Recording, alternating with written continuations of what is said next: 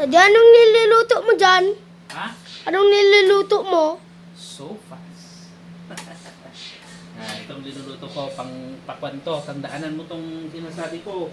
Pag magluto ka daw ng sopas, mawawala yung problema mo. Totoo ba yan? Totoo. Tignan mo ngayon. Tayong dalawa lang. Walang kaproble-problema.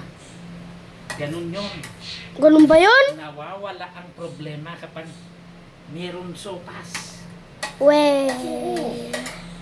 Meron bang maingay ngayon? Wala. Oh, di ba? Ito naman ang pampataboy ng kwan. Maiingay. Kaya kailangan magluto tayo araw-araw ng sopas. Kaya nga. Walang maingay.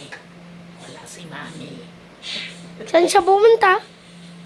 Kaya nga nagluto, pampawala nga ng problema. Kaya nga nagluto tayo ng sopas.